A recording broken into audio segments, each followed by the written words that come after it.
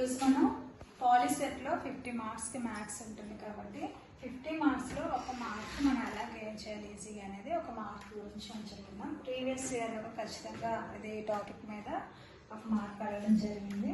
ఏంటి అంటే అది tangent and secant.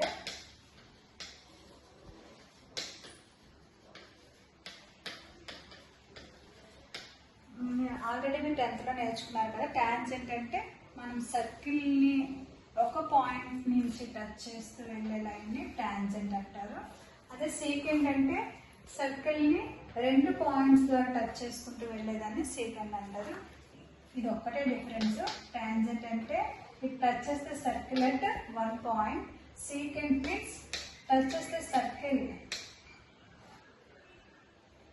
at 2 points. దీని మీద ఒక క్వశ్చన్ బిట్లో అడుగుతారు పాలిసెట్లో.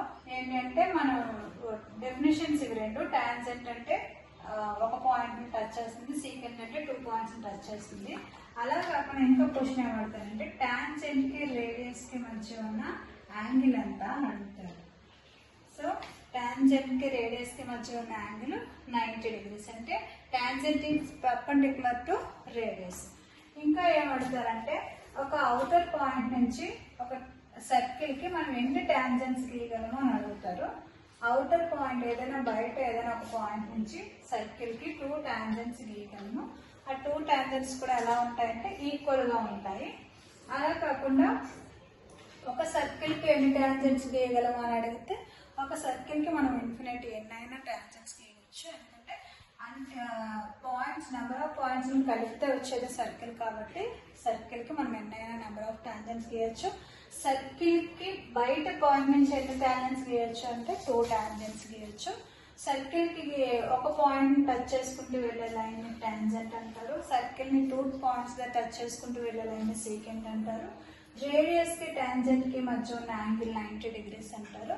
ఇంకా సర్కిల్ యొక్క డయామీటర్ అంటే సెంటర్ నుంచి పాస్ అయ్యేది. ఆ డయామీటర్ నుంచి ఎన్ని టాంజెంట్స్ గీయగలము? 2 టాంజెంట్స్ గీయగలము. ఈ 2 టాంజెంట్స్ కూడా ప్యారలల్గా ఉంటాయి. ఇంతేనండి. ఇంతకు మించి ఈ టాంజెంట్ సీకెంట్ మీద బయట క్వశ్చన్ అడిగాడు.